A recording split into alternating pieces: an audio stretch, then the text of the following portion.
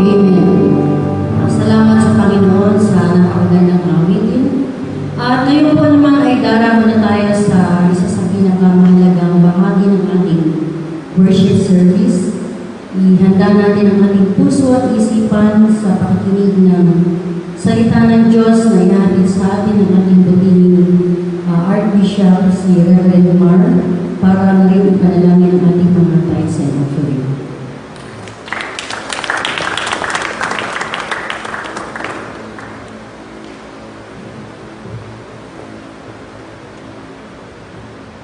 Bless you, Sister Queen. Tayo po lahat ay tumayo. Lahat na may pangangailangan kay Jesus at nasa kamay. Okay, paano na tayo sama-sama ng langit.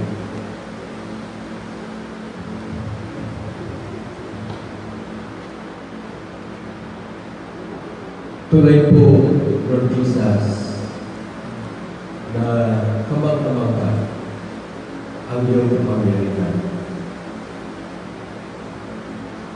Sapagkat walang anumang pwersa ng sanlibutan na ito na maaaring lumaig sa iyo.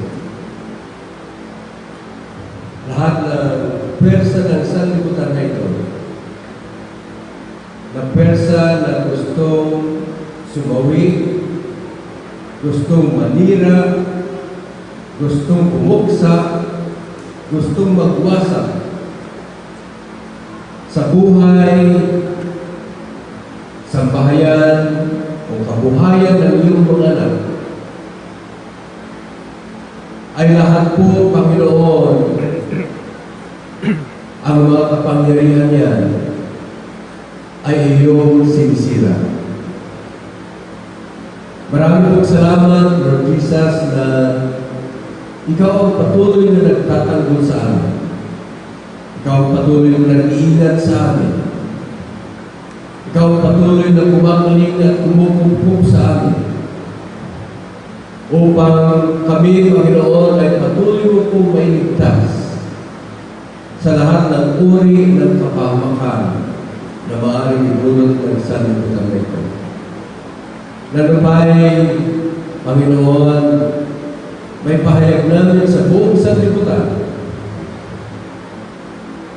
na ikaw po, Panginoong Jesucristo, ang siya naming tagapagtanggol at walang anumang pwersa na maaaring dumaig sa amin sapagkat higit pa kami nagtatagumpay sa pamamagitan ng Panginoon.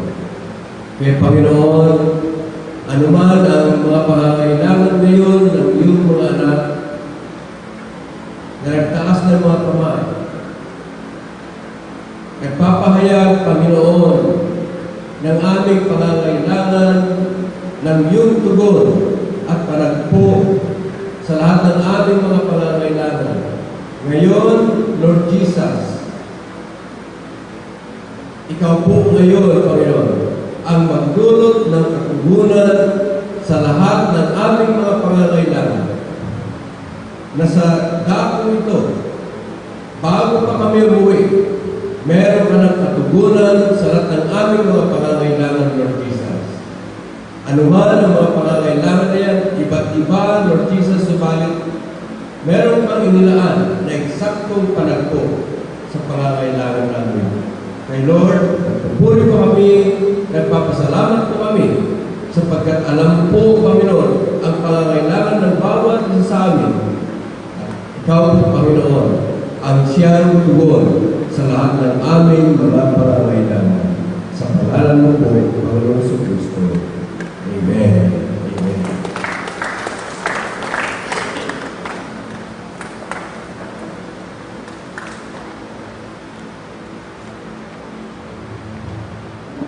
Gusto ko lang ay pagpatuloy yung ating nagtinatalakay ng siguro na dalawang linggo na na bawat isa sa atin ay tinawag upang may hulma sang-ayon sa larawan ng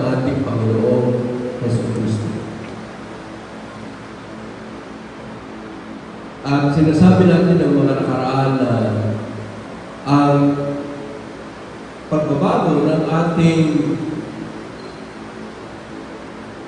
larawan na sang-ayon sa larawan ng Panginoon Jesucristo, ang transformation and conformation to the image of the Lord Jesus Christ. Yan ay sa pagtanaw sa kalwalhatian ng Panginoong Jesucristo. At sinasabi sa banal na kasulatan na yung kalwalhatian ng Diyos ay namamasdan sa mukha ng ating Panginoong Jesucristo. Kaya yung kalwalhatian na nakaya sa lumang tipan sa pamamagitan ng pagningning ng mukha ni Moses nung siya ay kinuha niya yung 10 utos mula sa Panginoon Jesucristo doon sa bundok ng Panginoon. At nung pagbaba siya, nagniningning ang kanyang mukha. Subalit, sabi naman, the people could not look steadfastly upon his face. Dahil nagniningning, nagliliwanag sa kalwalhatian ng Panginoon Jesucristo. Kaya kinakailangan siya'y magtagbong na mukha. Dahil dyan, yung pagtanaw nila sa kalwalhatian ng Panginoon ay meron tagbong. They could see faintly the glory of the Lord upon the face of Moses. Subalit nung dumating ng Panginoon Jesucristo, siya ay naparito na nagkatawang tao. Yung kalwalhatian ngayon ng Diyos ay nakita natin sa mukha ng Panginoon Jesucristo. At yung sinasabi na kalwalhatian ng Panginoon Jesucristo ay namasdan ng buong sanlibutan nung siya magsakatawang tao. And the Word became flesh and dwelt among us, and we beheld His glory, as the glory of the only begotten of the Father, full of grace and truth. So, wala nang takip. No? The glory of the Lord has been unveiled. Kay Moses, revealed sa bagong tipan. The glory is unveiled, so we can look more clearly as looking in a glass, as beholding in a glass, the glory of the Lord. So ito yung ating pinag-uusapan noon sa 2 Corinthians chapter 3, verse 18, na sinasabi, but we all, with open face, beholding the glory of the Lord, are changed from glory to glory into His image by the Spirit of the Lord. So, yung ating namamasdan ngayon ng kalwalhatian ay direct from the Lord Jesus Christ. So, ang pagbabago natin ay, as we behold the glory of the Lord Jesus Christ, tayo rin ay binabago ng Panginoon. Binabago ng Panginoon. How can we see the glory of the Lord? Yung glory ng Panginoon Jesucristo, pinapamasid, inihayag sa atin ng Holy Spirit.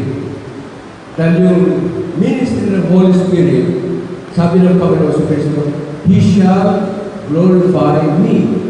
Ang gawain ng Holy Spirit ay dinadala tayo sa lahat ng katotohanan. And when the Spirit of truth is come, He will lead you into all the truth.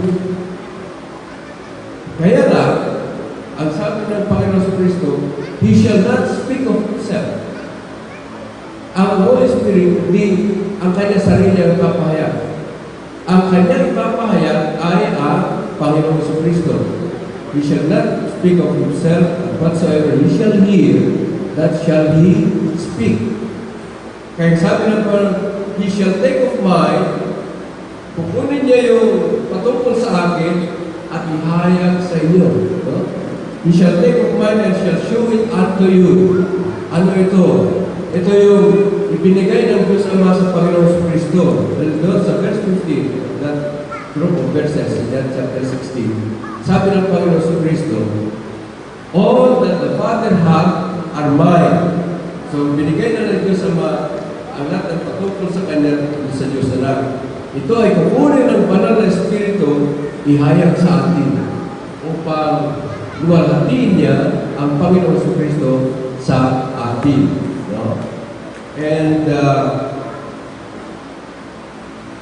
one way of the Holy Spirit making known unto us the glory of the Lord is by the fruit of the Spirit.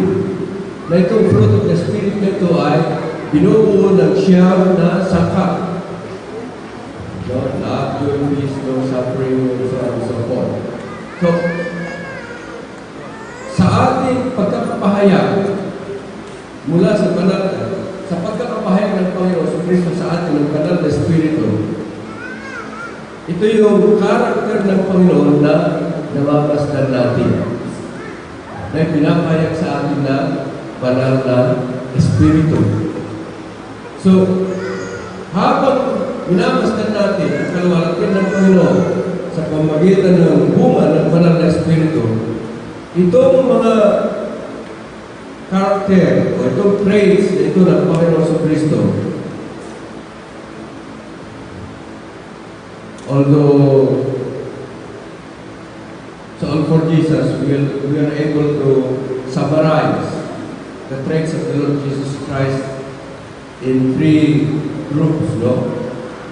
Righteousness, truth, and grace, no?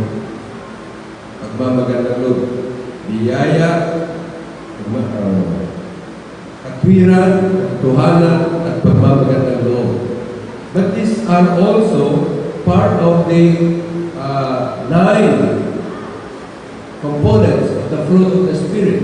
So, inahayag sa atin yan ng banal na Espiritu at diyan natin nakita yung kaluwalhatian ng Panginoon Kristo. In other words, kung may translate sa atin yung kaluwalhatian ng Panginoon as we continue to behold His glory, dapat ma-invite sa atin yung mga traits na yun. So, in other words, makikita sa atin yung image ng Panginoon Kristo sa pamamagitan ng pagkahayag ng components ng banal na the fruit of the Spirit sa ating mga buhay. No? Love, joy, peace, long-suffering, goodness, gentleness, faith, meekness, temperance. So, lahat yan ay dapat nadidevelop sa bawat isa sa atin. Ang matagal na pinagkulay-gulayan, bakit kung tinatanaw mo ang kaluwalhatian ng Panginoon? Yung image ng Panginoon ay binabago ka into His image from glory to glory. No? In other words, yung process of our change into the glory of the Lord Jesus Christ, it's continuous, it's progressive, no?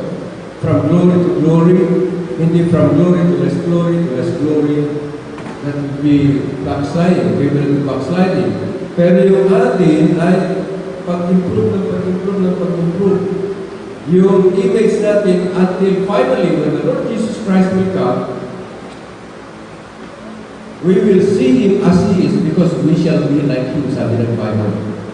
So, we will be totally transformed into that image which was the original image given unto Adam when he was created.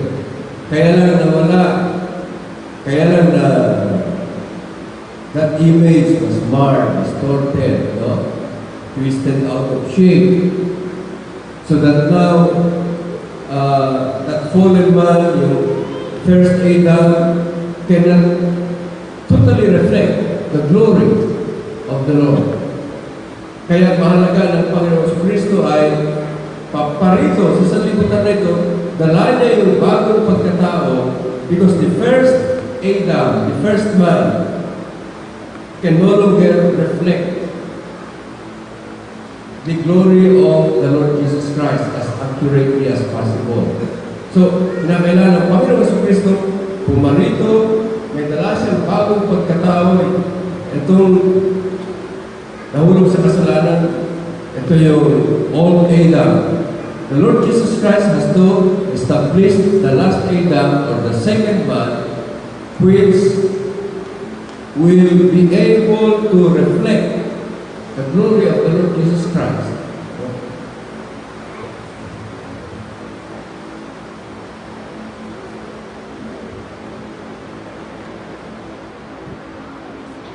Let me backtrack a little bit.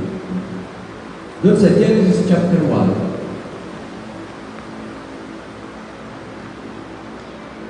ang Panginoon Jesucristo, nilalang niya si Adam into His own image. Not only to be able to reflect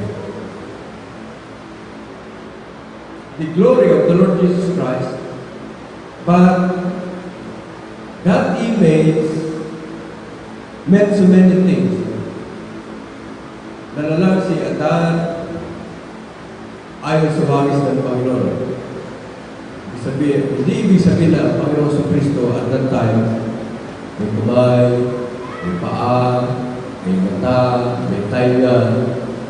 Kaya si Adan ay ganun ang figure niya sa kanyang pagkatao. No? Yung image na tinutukoy dito ay yung character ng Panginoon. No? The attributes, the traits of the Lord Jesus Christ that were endowed unto Adam. Like for example, siguro mag-grupo natin sa ganito. The Lord Jesus Christ, siya yung He's a rational being. Dahil sabi niya kay pinasulat niya kay Isaiah, ang Panginoon, hinahamon niya yung mga tao na magpagkatwira sa Kanya. Come, let us reason together. Though your sins may be as crimson, scarlet, they shall be as white as snow. Though they may be red as crimson, they will be as wool. Come on, let's reason together. So, ang Panginoon Kristo, rational being. No? Siyempre, ang ating Panginoon ay omniscient. No? So, very rational. Yung kanyang yung pagkakapangyari niya, kanyang being. I-translate niya ito sa kay Adam. So, si Adam was given the faculty to reason out. Adam was given the faculty to be able to decide or have the faculty for self-determination. Yung meron siyang sariling kapasyahan. Liban yan, si Adan ay ginawa na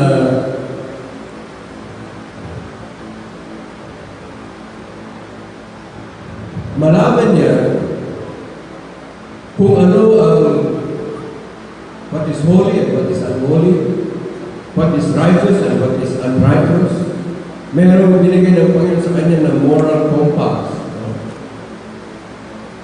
Na pagamat tayo ngayon ay we belong to the fallen state before we were born again. Yung naiwanan, kahit ang tao ay nasa fallen state, merong naiwanan pa rin sa kanya na image of God or image of the Lord Jesus Christ.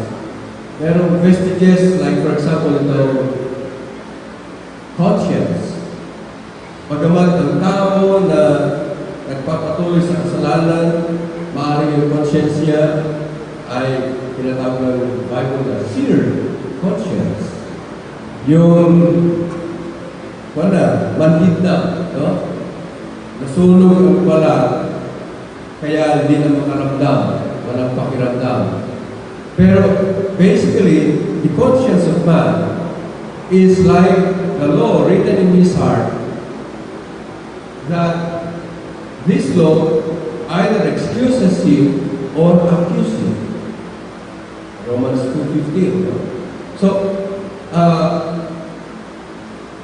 merong pagkaalam si Adan kung ano ang tama, anong mali, anong matuwid, anong liko, anong kasamaan, anong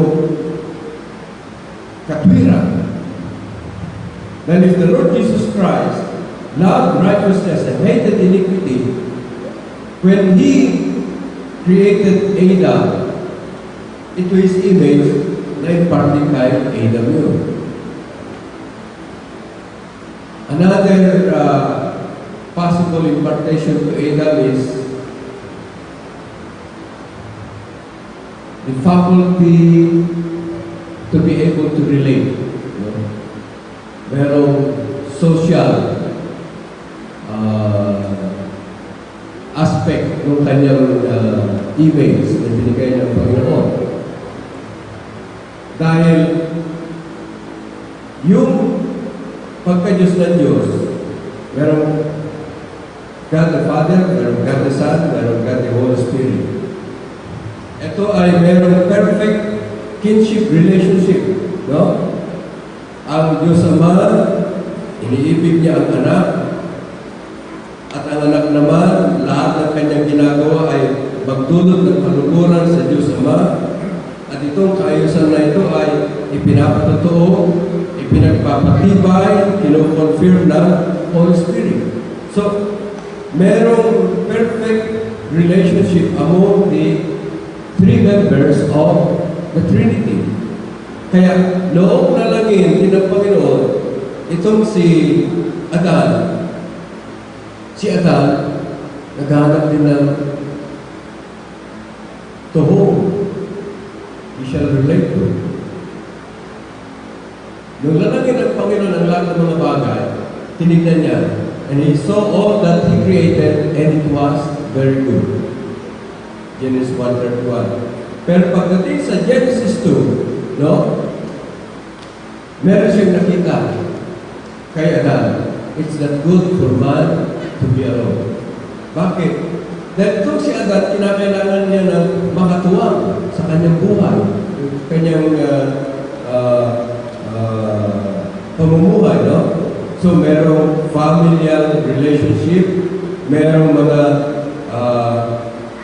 social relationship. Kaya ang tao ay kailangan. Tignan nyo, lahat ng mga may cellphone ngayon, walang ginawa kung mag-Facebook. Walang ginawa kundi tumawag. Walang ginawa kundi mag-text. Why?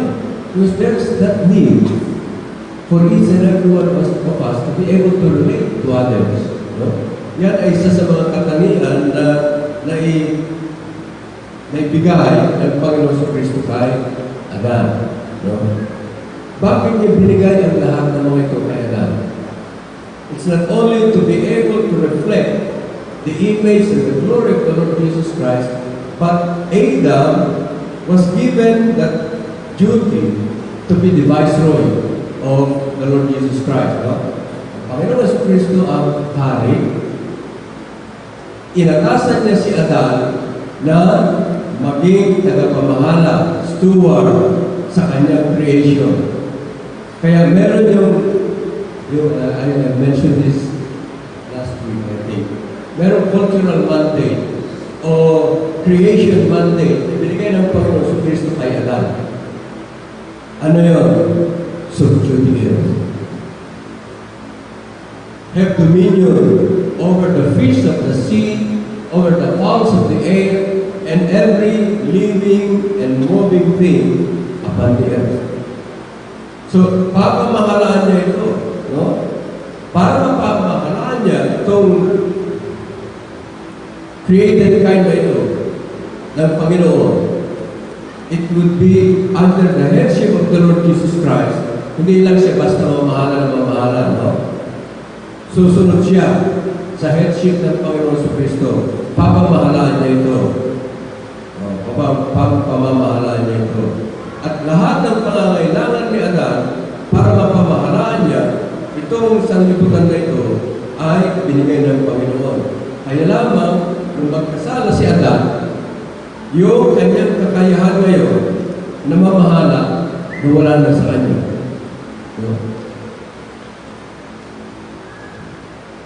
Binigyan siya ng Panginoon ng capability, opportunity, the right, the authority to be able to manage what the Lord has created. Pero nung siya'y nagkasala, naging suwail sa Panginoon, lahat ito ay nawala sa kanya, sila'y napalayas doon sa Hardin ng Eden. So itong nasira na image of the first Adam, the first Adam is of the earth, no? Yan ang Panginoon, wala sa alabok. The first Adam was made into a living soul dahil the Lord Jesus Christ breathed into his nostrils and Adam became a living soul. Yung dadalhin ng Panginoon sa Kristo na tinatawag na the last Adam o kaya the second man o kaya the new man, because the first man was fallen, no? Ito yung old man na tinatawag. Kinakailangan na itong unang pagkatao na ito ay ating we should be able to put off the old man and his deeds, no? And put on the new man.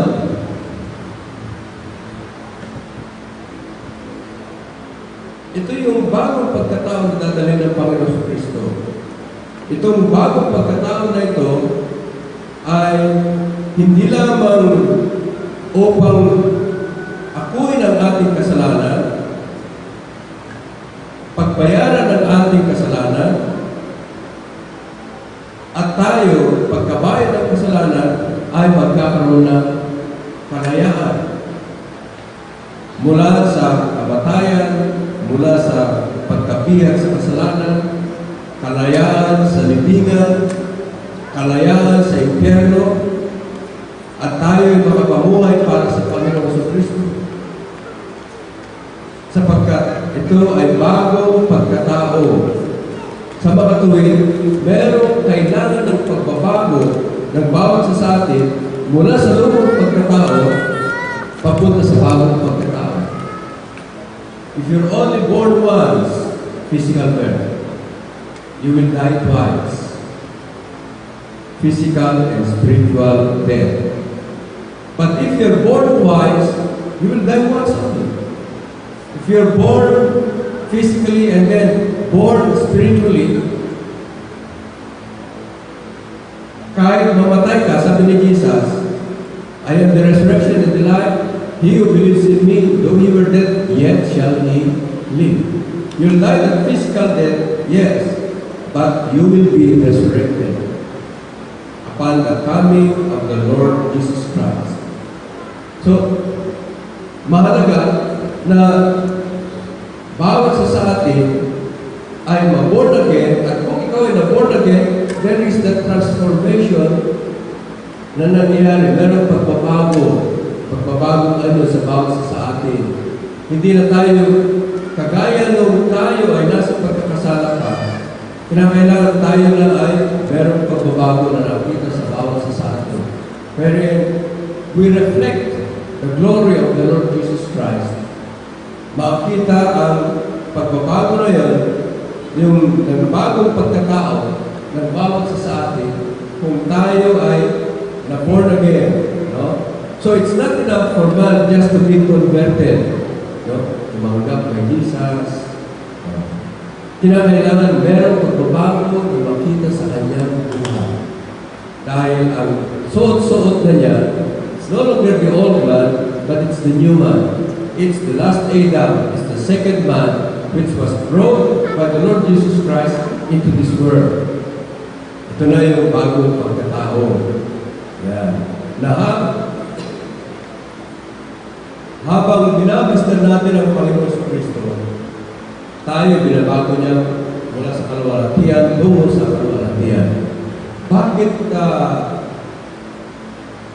nababago tayo habang binabastan natin ang Panginoon? Habang we are contemplating of the Lord. Habang we are abiding in the Lord.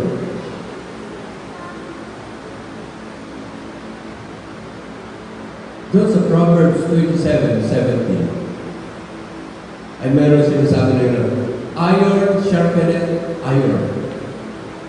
As a friend sharpeneth the countenance of his friend. Merong malaking influensya sa atin ng mga tao na ating tinitingala, ina-admire, rinirespeto,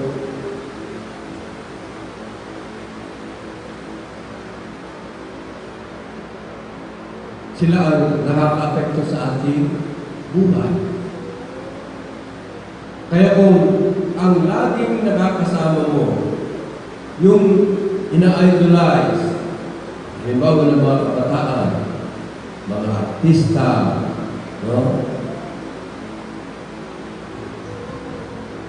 Artista na may tattoo, magpapatatulong sila. Artista na pabago-bagong asawa, pabago-bagong yung asawa.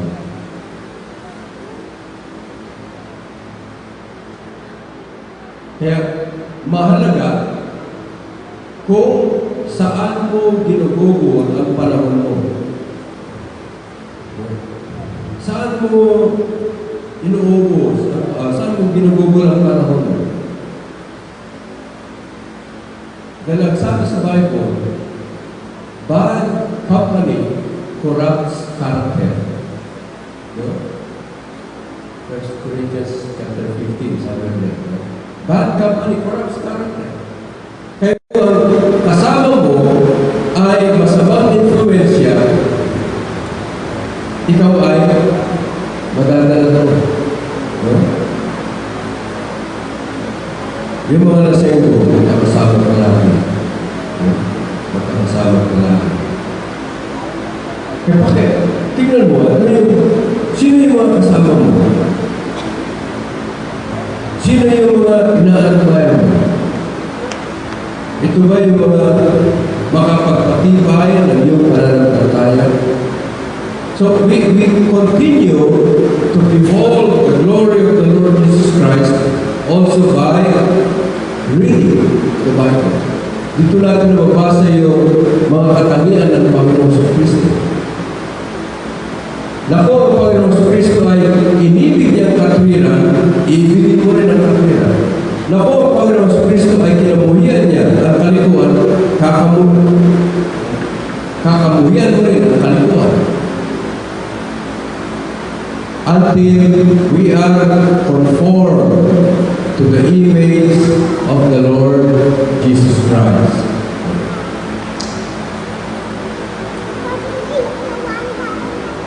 Ganun sinasabi nila, tinatanaw natin ang kaluwalhatian ng Panginoon. Doon sa Matthew chapter 5, verse 8, sabi ng Panginoon sa Kristo doon, blessed are the pure in heart, for they shall see God. Alam natin na ang Diyos ay wala makakita kailanman. Di ba na ipahayag ng anak na nasa kanyang sinapupunan? Kaya yung Diyos na hindi nakita ay pinapayag sa atin ng Diyos na nakita. Yun ang ating Panginoon sa Kristo, the image of the invisible God. So, makita natin na Diyos ay hindi ang Diyos Ama, hindi rin ang Holy Spirit, sapagkat ang Holy Spirit ay symbolic, metaphorical ang kanyang revelation sa atin, manifestation sa atin. Ang makita natin ay ang Panginoon sa Kristo. No? Blessed are the pure in heart. Maligaya ang mga merong malilinis, mga dalisay na puso. Paano magkaroon ng dalisay na puso? Para makita mo ang Panginoon sa Kristo. And then you will be able to, you will be transformed from glory to glory until you are conformed to the image of the Lord Jesus Christ. Paano makita ang mukha ng Panginoon sa Kristo? You have to have a pure heart. Paano magkaroon ng pure heart? Malinis na puso.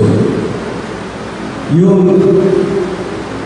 sa Bible, yung heart ay hindi yung binabanggit dito ay yung it's a physical heart. And yung physical heart, ito yung nararamdaman ng mga dalaga. Pag nakita yung crush, that's a physical heart. Pero yung heart dito na tinutukoy, ito yung figurative heart. Ito yung dito nakasaad ang kaisipan, pagpakay, pagsadya ng tao. Na kung you can come across Hebrews chapter 4 verse 12, sinasabi doon na the Word of God is a discerner of the thoughts and intents of the heart. Kaya yung heart is, that's the seat of the thoughts and intents of a person. Kaya isa sa mga dalangin ni David, no? Para magkaroon ng malinis na puso, search me and know my heart. Try me and know my thoughts. And if you see anything there that is against me, against thee, ang gawin mo, Panginoon, lead me to thy path of everlasting life. No? So, mahalaga na masiyasan ang ating puso, ang ating kaisipan para maging malinis. Paano maging malinis? Kinakailangan yung iniisip mo, yung sinasadya mo ay malinis. Sinong malinis? There's no one that is pure except the Lord Jesus Christ. Kaya kung ang kaisipan mo, ang sinasadya mo ay ang Panginoon sa Kristo, tinutuloy mo ang kaisipan mo, ang pagsadya mo, yung self-determination mo naka-ukol sa ating Panginoon sa Kristo, then you can have a pure heart. You can have a pure heart. Pagka ganyan ay tinalaga mo yung bumubuhay kay Jesus, then 1 John 1:7 becomes true in your life. That if you walk in the light as He is in the light, then the blood of the Lord Jesus Christ cleanses us from all sins. No? Siya nilinis sa atin, siya nagdalisay sa atin, na kapag tayo na ay nagdalisay, nagdugo ng Panginoon sa Kristo, we can see the face of the Lord Jesus Christ. Ngayon,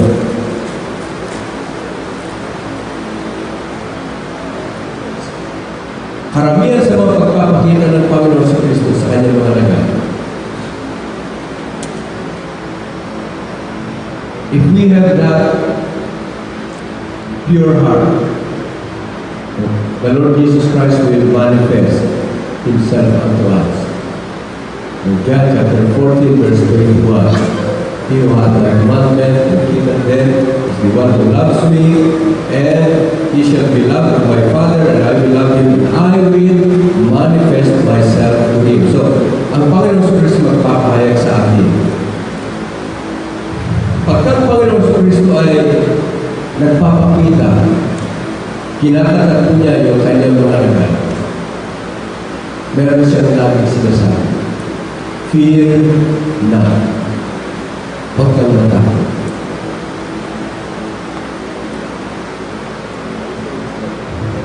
Tayo sa ating pamumuhay sa daigdig na ito, There are all sorts of fear.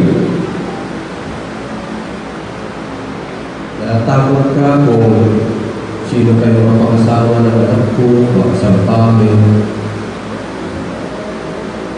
Ano kayong magiging kabuhayan namin? Magiging maunlad kaya ang aming business?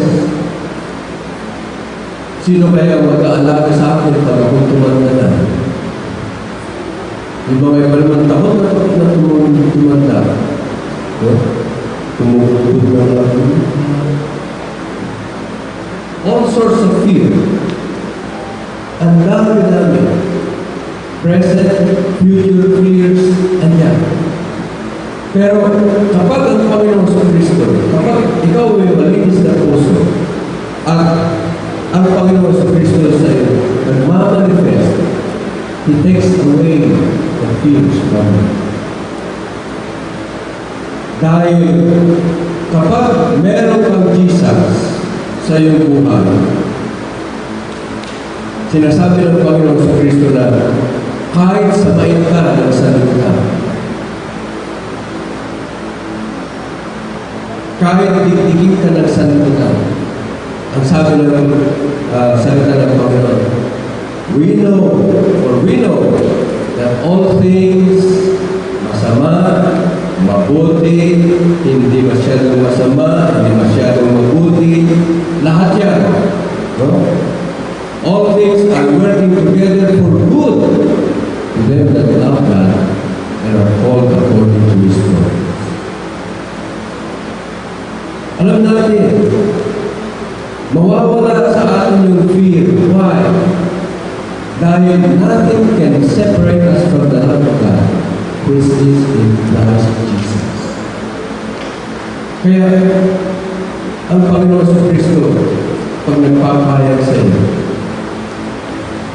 give Him all your cares. Ano yung mga pinatas mo? Ano yung ipinapangamba mo? Bigay mo kay Jesus. Kaya ng Panginoon na hawakan ng lahat. Because He upholds all things by the word of His power. He's in control of everything.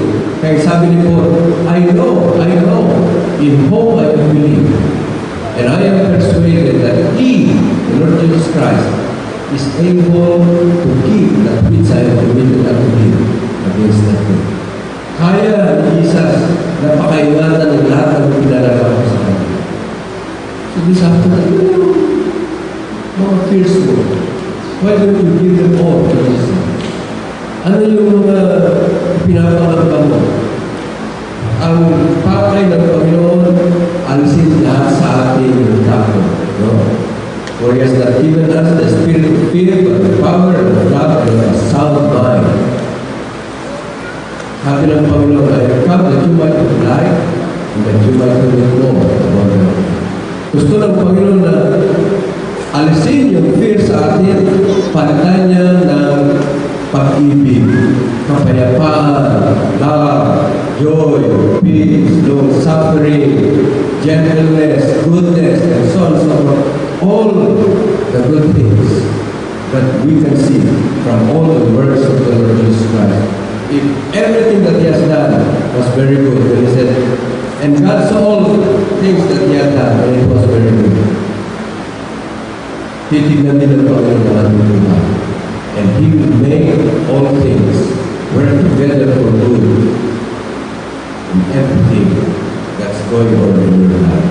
So why not commit everything to Him? Give Him all, and He will do the best for you. Shall we stand?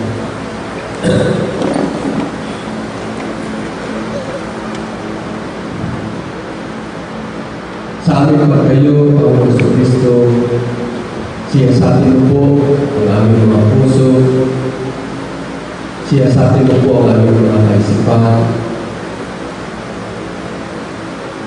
We have committed our lives to you. Ano man ang mga ipinapangamba, ano man ang tinatatakutan, ano man ang mga kagimbal-gimbala maaaring mangyari sa buhay, sa sambayan, o sa kabuhay ng bawat sa amin. Lord, you're in control of all of this. We ask you, Lord, to take hold of every life, every family, every livelihood that is here. Because we are now committing our own thing. Hawakan mo na po, Lord Jesus. Ikaw na